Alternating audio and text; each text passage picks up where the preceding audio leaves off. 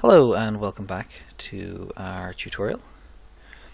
So we've got ourselves to this point here. We've got our model made, and in this tutorial we're just going to kind of build on what we've got. So I'm not going to do much more modeling. I'll probably add in some cabling, but most of what we're going to do in this is tidying and hopefully UV unwrapping. So let's have a look at what we've got. So let's start with deleting large parts of what we have. So just going to take all that there, not the light, and delete that because we have all that over here. I'm going to take all of that and delete that, and basically this is what we have to work with, and then we're going to kind of duplicate this onto the other side. So we've a few things to kind of consider. First is just tidying up geometry. So let's have a look. So this is a kind of mirror modifier on it, and that works well. And this has a mirror modifier on it, and this doesn't have a mirror modifier on it. So I'm going to add all these three together. So I've selected the cup and then the head of the computer. I'm going to go Control J and select this and then this and Control J. So these are all one object now. Now there's pros and cons to joining things together. Some objects will work much better for animation as separate objects, and that's excuse me, highly desirable. On the other side, if we have too many objects, if we were to bring this, say for example, into Fusion as an alembic file, we would end up with all of these different pieces here will come in separately and we'd have a mess. So we're going to try and tidy this up a bit and join as many of these pieces together as we can. Now, when we join them together, we have to be careful or kind of cognizant of this. So, if we're using a mirror modifier, we do not want geometry on both sides. So, I'm going to delete this, and the model should remain the same because it's a mirror modifier on both sides. Okay. This here has no mirror modifier. That's been applied, and this object here and this will always be the same. So they might as well be one object. They'll never move separately to each other. So let's just check this guy here. So this has a mirror modifier on it. Let's go to the modifier stack. So if we're going to join these two, then I need to apply the mirror modifier first. So that's been applied. Then I shift select the other item and I go Control J. Okay, so that's one object. And we'll rename these. So we're going to call this arm.l. And actually no, sorry, that was hip. Yeah, sorry, hip.l. And now this item here has a mirror modifier on it. So I'm going to apply this mirror modifier. And this item here has a mirror modifier. I'm going to apply that. And this item here has a mirror modifier. I'm going to apply that. And this item here has a mirror modifier. So all these are now applied. So I'm going to take these three items here and then this middle one and go Control J, because they should always move together. So there should never be a point where they're moving separately to one another. So, and we'll call this shin.l. Perfect. Now we move down here. So let's take this, and it doesn't have a mirror modifier. This one does, so we'll apply that mirror. We're going to join these together. So they may move independently of each other, but we can fix that with bones. So I'm going to go Control J. So there's no mirror modifier on these guys.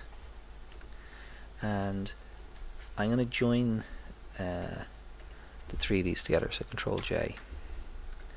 Don't worry about the color change, it's just to do with UV mapping, and we'll get to that in a minute.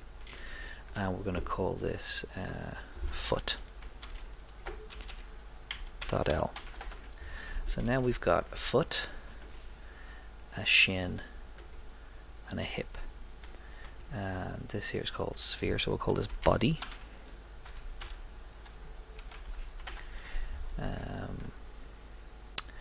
And we're going to do something similar over here. So select this, have a look at this guy. We're going to apply his mirror modifier. Shift select this, Control J. And this is going to be called arm.l. And select these three, so this one, and apply the mirror modifier. Apply, and apply. And then we select the three of them and this, Control J. And let's undo that, so what happened there?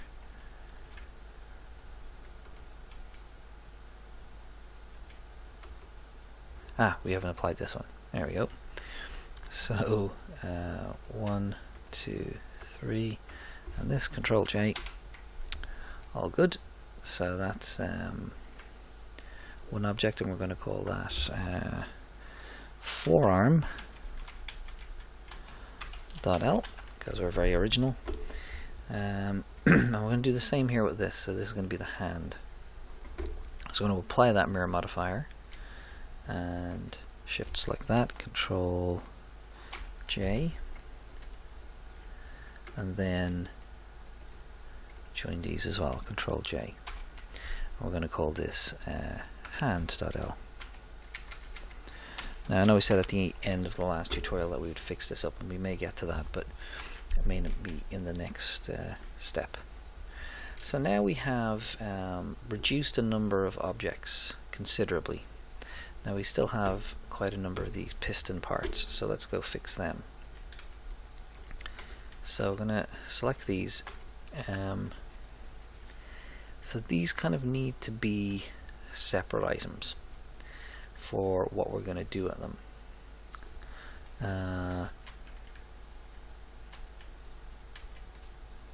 So this is piston lower.l and piston upper.l. Okay. Now this is piston lower.l, and we'll put in lower arm. And in this one, we'll also put in arm.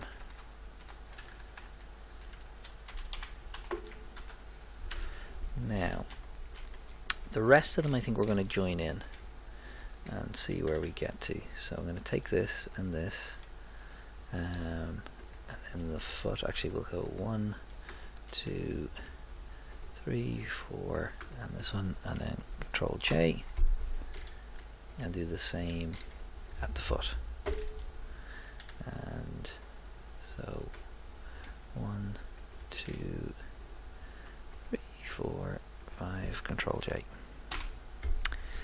Now we have considerably lower number of parts here to make up our model. And when we do duplicate across, again we'll still have a smallish number. Now so before we do that, we're going to do some unwrapping and see what that means and see how many maps we want. So I've made on my desktop, I'll show it to you now. So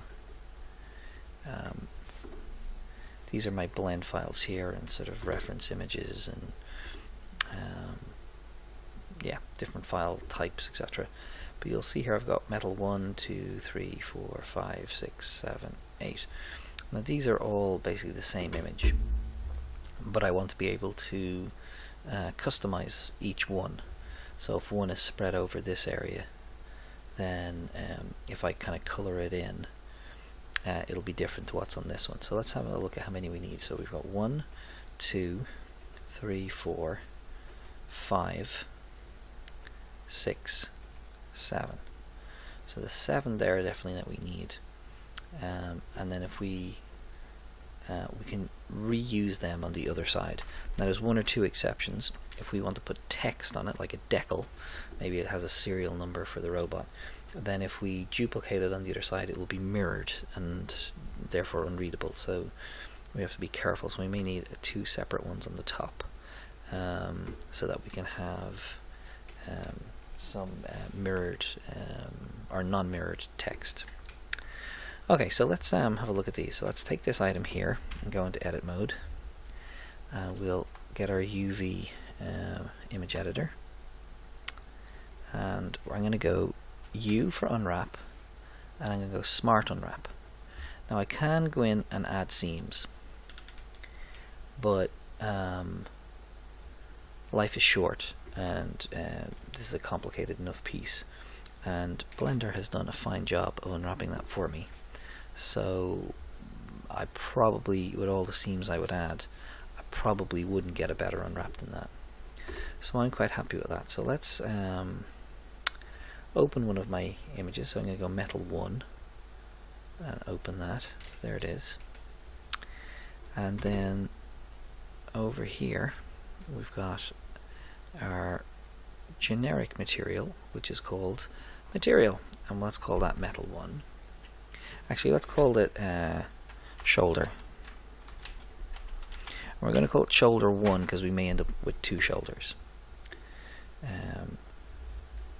Now these are our nodes, so we're going to add a principled shader.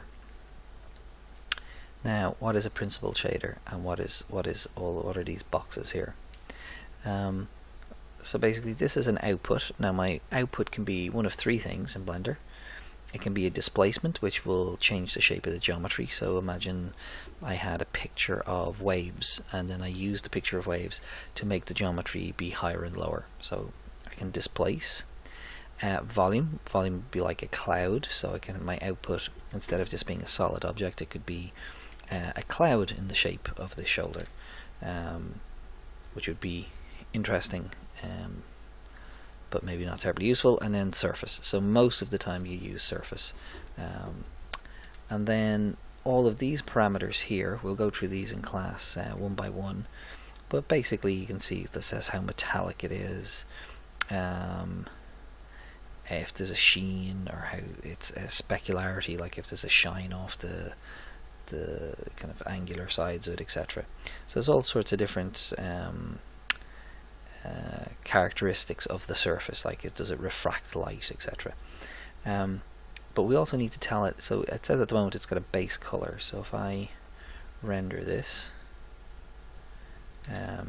there's my shoulder there, and it's gonna, my light is actually emitting a slightly orange kind of colored light, so it's just nothing basically. So it's got a white base color. If I change this base color, say, to blue, you can see that it'll change there. So let's not do that. Let's bring it back to white. And what I'm going to do now is I'm going to go Shift A and bring in a texture, and that texture is an image texture.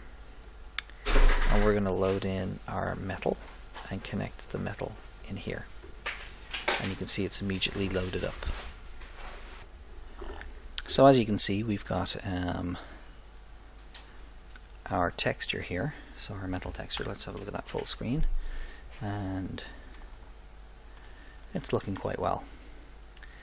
And then what we'll be able to do is we'll be able to draw on top of this, because this image will be specific to this part of the robot.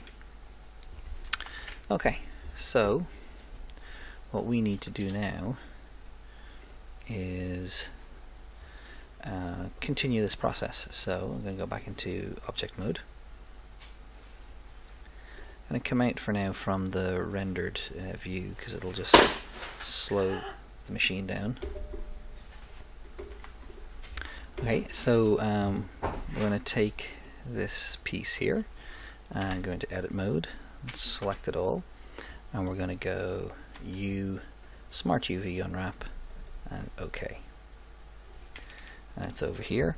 Now I'm going to, even though I've got the metal piece here, I'm actually going to load in open image. I'm going to bring in number 2, and then for this here I'm going to go new material, and I'm going to call this shin, and I'm going to, without any further explanation, just load in the same to the principal shader and connect its output into the, oh sorry, I need to delete that, we don't need, that's the default shader, and we're going to add in our image texture. So link these together and then load in metal 2. Now we're going to take all of this one. Now this is interesting because we are unwrapping this without applying the mirror modifier. Now why do I want to do that? Well, the image is only 1024 by 1024, so there aren't that many pixels in it. So it will mean that we'll get a symmetry. So we can always apply the mirror modifier if we don't like the results we get here. So let's try it. So I'm going to go Smart UV project and OK. So that's the unwrap. We're going to go new, and this material we'll call, we call it body. And we're going to open image number 3. Now we should probably have these, instead of being called metal 1, 2, 3, we should call them what they are being used for, but we can always get back to do that. So I want an image texture, and I want a principled shader. And we're going to link these and this, and then add in number 3. And what we're looking for here is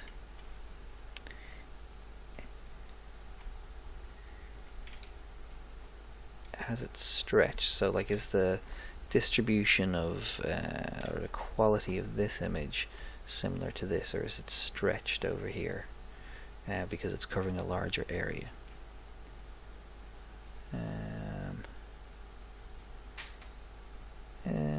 It's not too bad.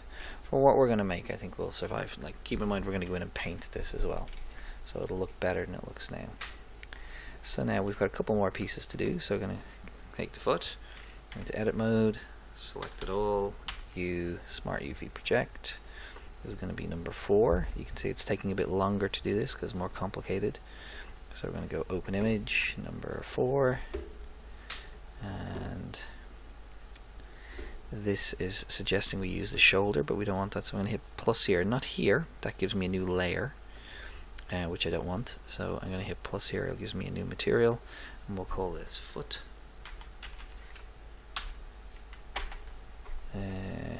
Foy, that's not what I wanted to write. Foot. And then over here I can bring in metal 4. Yeah, that's not too bad. And then we have this here. We're going to unwrap this, and just for simplicity for now, I'm going to apply the foot unwrap to this one. I'm going to unwrap this,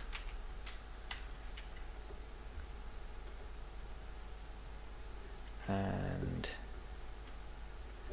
we'll apply the shin to that one, and to this one, select it all, unwrap it,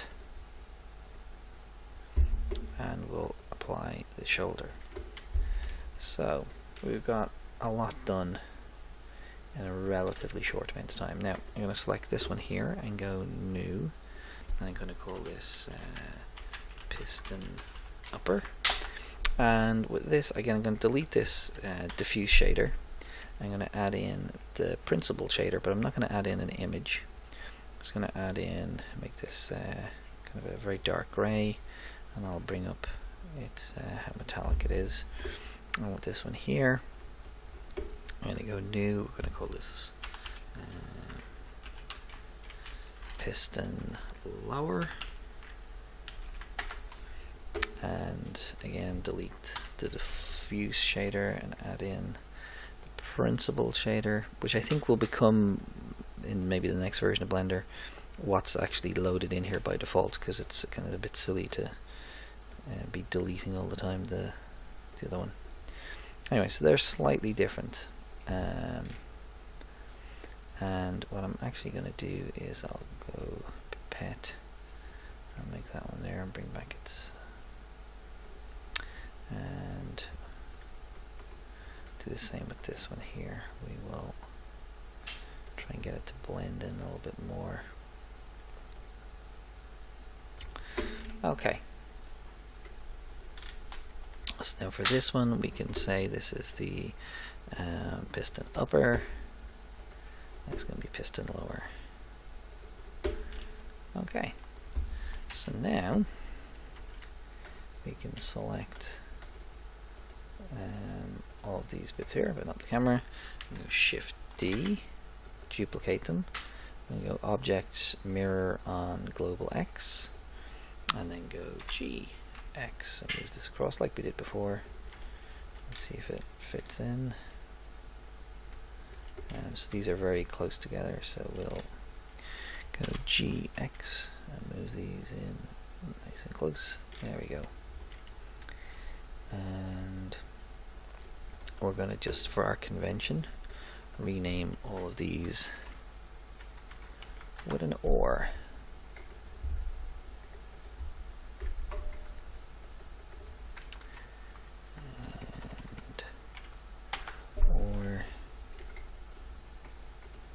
Slightly tedious, I know, but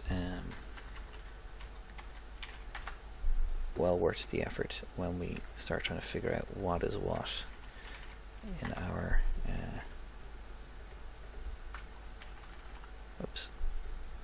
later when we're animating. Okay, and we're going to do the same with the arm. And that's not what I wanted. There we go. So we've got all those bits. So we're going to go Shift D to duplicate, and then again Object, Transform, nope, sorry, Mirror on Global X, and then go GX.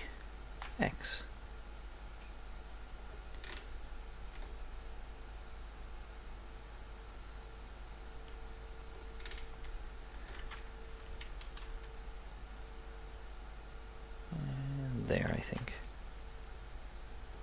Yeah. Oh, not too far. So GX. There. Okay.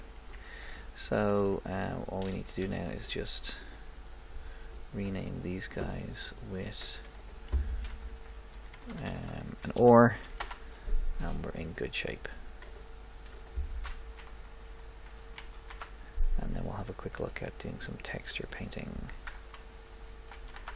And you'll see, so with all of these things, what I'm going to demonstrate here in a tutorial is kind of proof of concept, or kind of like just a methodology. You can choose to do things very differently to me, but this is to show you kind of what's possible,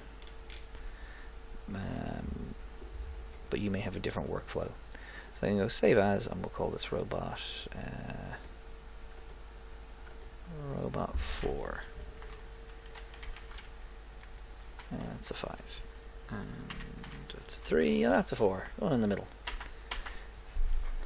Okay, so let's look at this in our material mode. Not terribly impressive. We'll look through our camera, and we will render it using cycles. Okay, so a lot more impressive that way.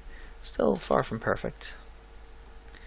And let's go find our lamp. There it is there. It's a sun. Let's give it a slightly bluer hue. There we go. And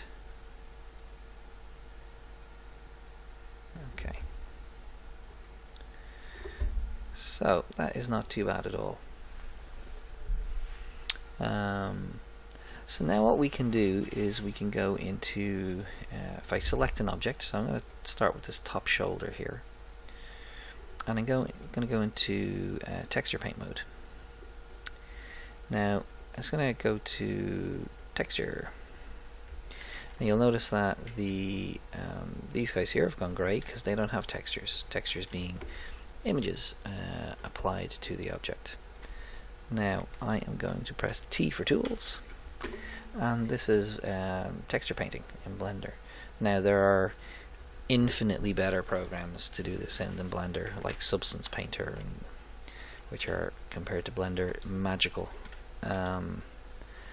But you know, we can, for a free piece of software or an open source piece of software, we can do quite a bit here. So I'm going to take my brush, I'm going to make it much darker here. It's my radius, so I can press F here and I can go up and down on the radius, and what we're going to do is we're just going to put in some, darken this down a bit, or kind of dirty it up. And this is its strength, so I'm going to reduce the strength because I'm not trying to replace what's there. Now you'll notice I'm not drawing on the pieces above, and that's because they're separate objects with separate textures. So, and nor am I kind of removing the image underneath, I'm just sort of drawing on top of it, and that's because I have set the opacity of the brush to be low, or the strength of the brush to be low. So I'm just going to draw some sort of wear and tear on this where there would be movement.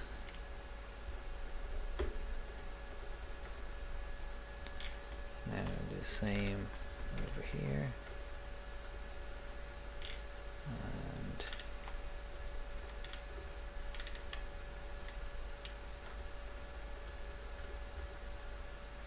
and then we can get in and we can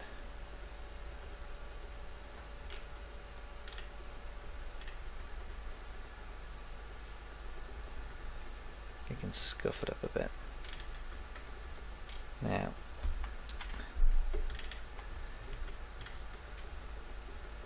so I'm going to kind of give a shadow around each of these again, just to make it look a little bit more like this texture, this image belongs, whoops, didn't mean to do that, on this model, not that it was just stuck on, which is effectively what we had done.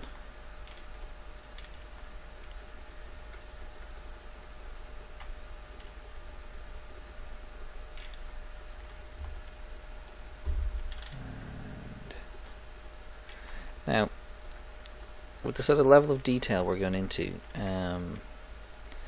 there's a few things to keep in mind. We need to kind of have thought this out at the start of the shot. You know, what sort of what size will this model be seen at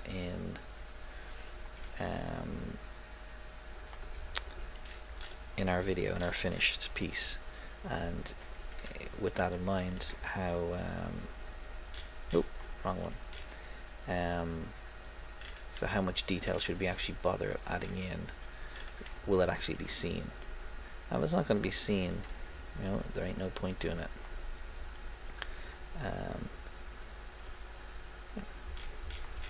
Unless you're appeasing some sort of OCD.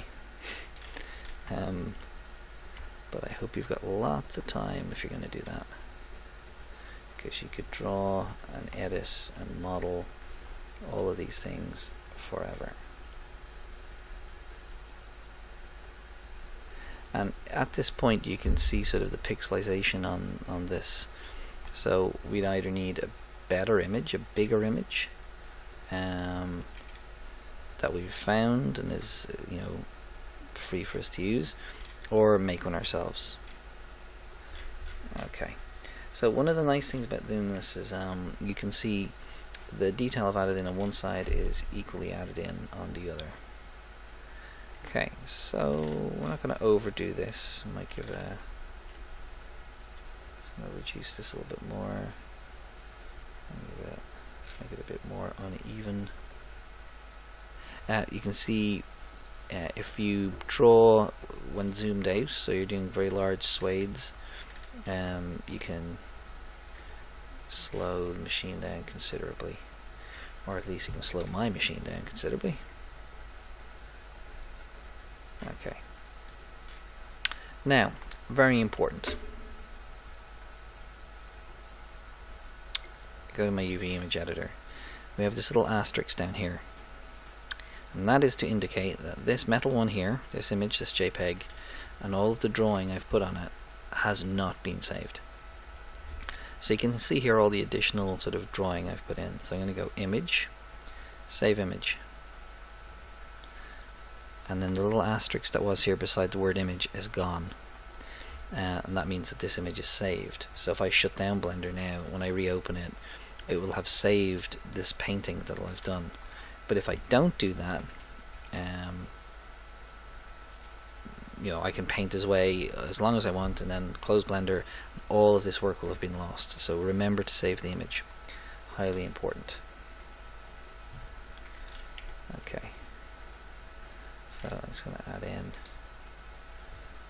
Just going to kind of color it slightly with a bronzy kind of rusty look.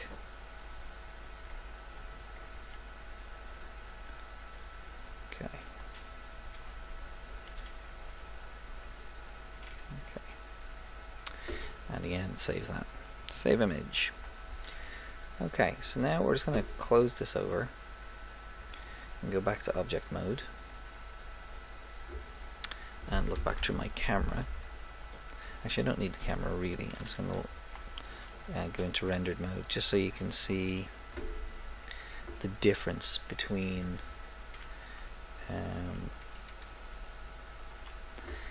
this clean image here. Now everyone has their own aesthetic, so you may think, well, this looks much better than what you've done there, and if you think that, well, very good, I hate you.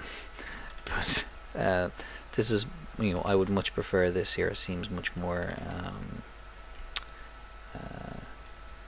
lived in, and what we'll probably do is, you know, we won't dirty these up maybe as much as we've done up here, but we'll try and be as consistent as we can. I think consistency is probably the most important part in this.